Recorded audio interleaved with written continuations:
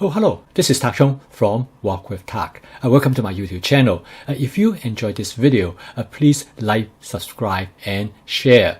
First, I would like to apologize that I still have my sunglasses on. My pink eyes is just not quite totally healed. In this video, I would like to tell you a story how I use flavor chasing and template-based cooking of my fast cooking system to create a dish that I have never cooked before.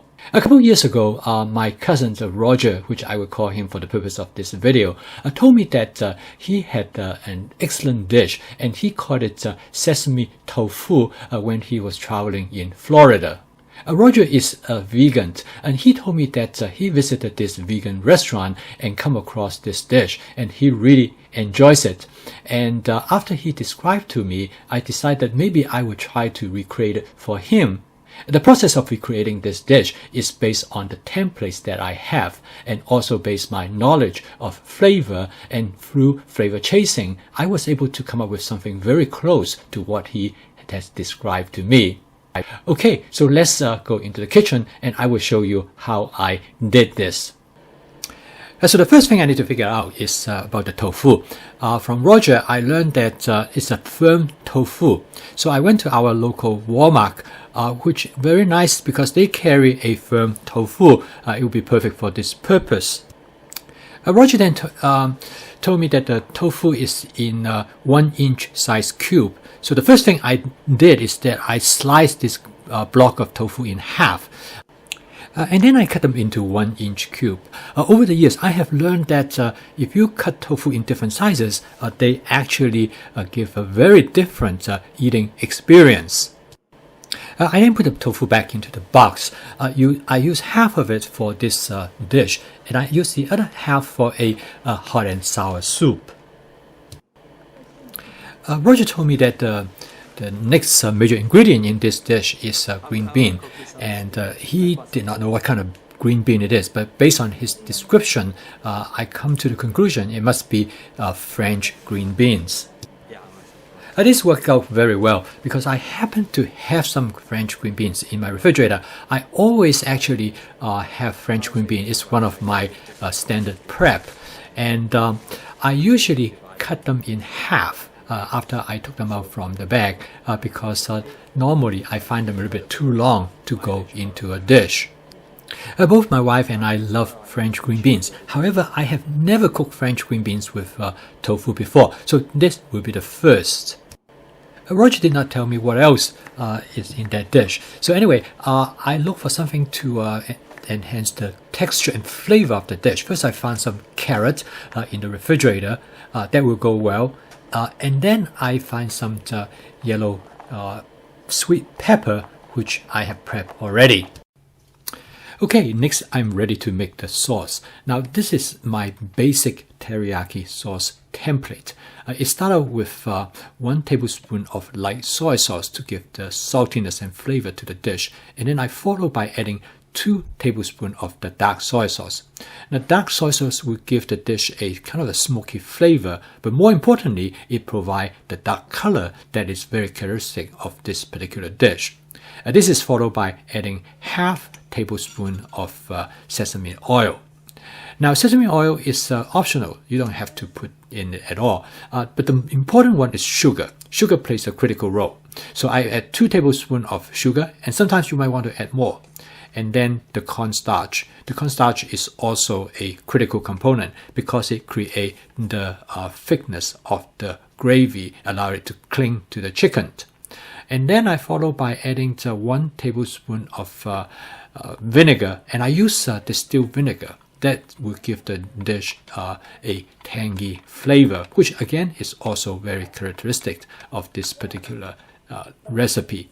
Now, lastly, I give it actually half teaspoon of paprika and 1/4 teaspoon of ginger powder. This will give the dish a little slight kick, but most people probably will not mind it at all because it will not really be spicy in any measurable way. Now, at this point, I continue to taste test of the sauce, make sure that I like it, and I will make further adjustment if it is necessary. Okay, now the sauce is ready. So okay, now I'm ready to cook. I'm going to cook this dish in my Cucina 14-inch stainless steel wok. I'm going to just spot season it, and if you are not familiar with this technique, you can take a look at this video. It will provide a good non-stick surface for the wok. You probably noticed that in all my vegetable templates, I always start with some thinly sliced carrots. A carrot not only nutritionally beneficial, but they also add texture and color to the dish. So adding carrot is a wonderful way to start the stir fry. Next, I'm going to add the green bean. I'm going to use about 3 cups of green beans.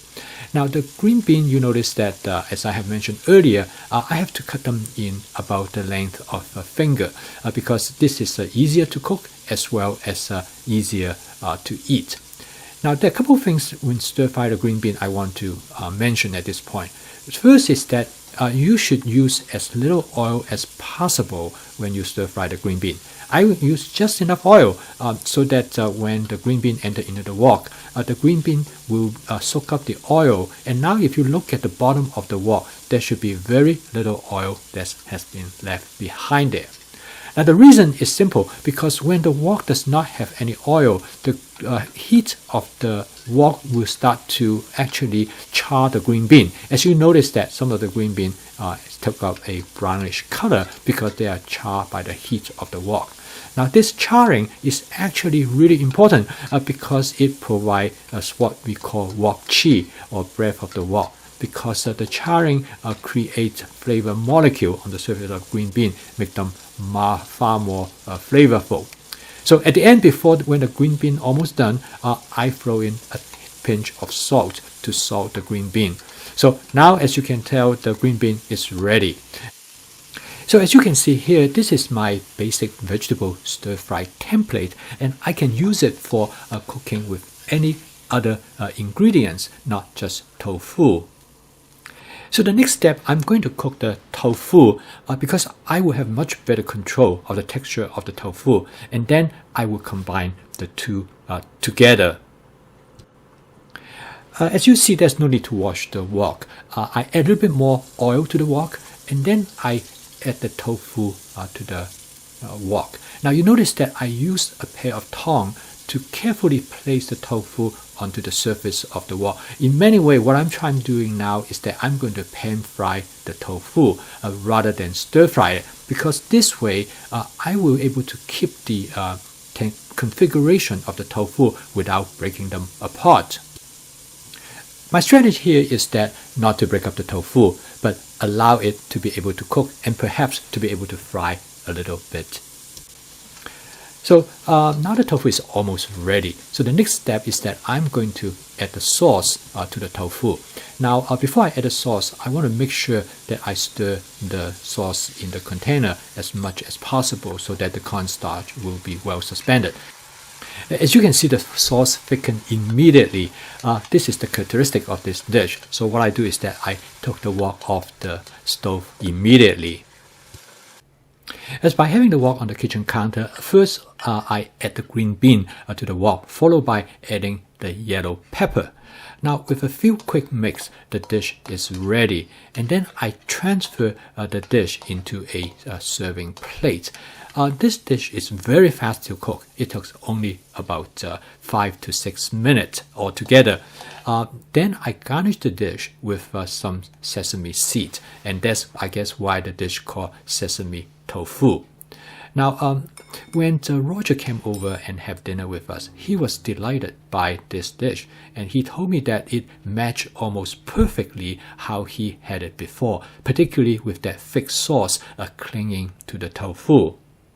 If you have adopted my fast cooking system, you will find that creating such a dish is actually quite simple.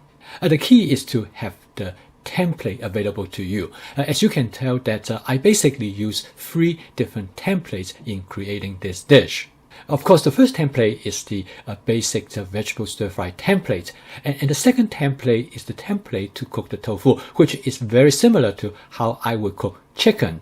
And the third template is to create the sauce. When I combine all these 3 templates together, plus some adjustment to the flavor, I was able to create something very similar to what Roger has experienced. Based on the comment that I have received from some of you, I know you are already doing this. In my future video, I will continue to demonstrate to you how to use my fast cooking system to cook in a creative and innovative ways. Thank you for watching. If you enjoyed this video, please like, subscribe, and share. See you next time.